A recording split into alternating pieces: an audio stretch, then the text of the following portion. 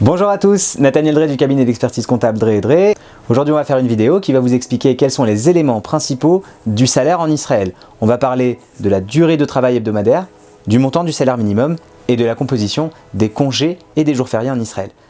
Alors le premier élément dont on va parler, c'est quel est le salaire minimum horaire en Israël. Eh bien le salaire minimum horaire en Israël est de 29 shekels 12 brut par heure de travail.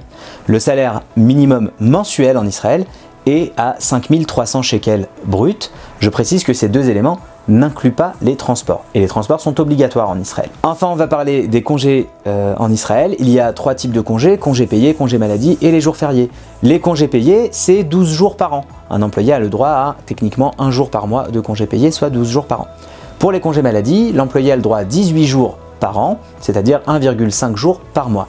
Et enfin, les jours fériés, on va vous mettre un article dans la description, vous avez la liste de tous les jours qui sont fériés en Israël. Techniquement, on va avoir les jours de fête, donc Yom Tov, Kippour, Rosh Hashanah. En ce moment, c'est assez à la mode. La journée des élections est également une journée fériée en Israël. Donc, toute personne qui ne vient pas travailler pour les jours des élections, il est payé normalement. Concernant les jours de fête, je précise que Chol HaMoed n'est pas considéré comme un jour férié en Israël. Par conséquent, vous n'êtes pas rémunéré, sauf accord préférentiel avec votre employeur. Et petite précision également concernant les congés payés et les congés maladie, il faut savoir que vous cumulez les jours en fonction du prorata du temps de travail. Le quota mensuel de travail en Israël est fixé à 182 heures. La durée de travail hebdomadaire en Israël, c'est 42 heures. Ça a été modifié il y a quelques années. Les heures sup en Israël, oui, ce concept existe bien. Eh bien, c'est très simple pour la rémunération. Les 2 premières heures supplémentaires en Israël sont payées à hauteur de 25%.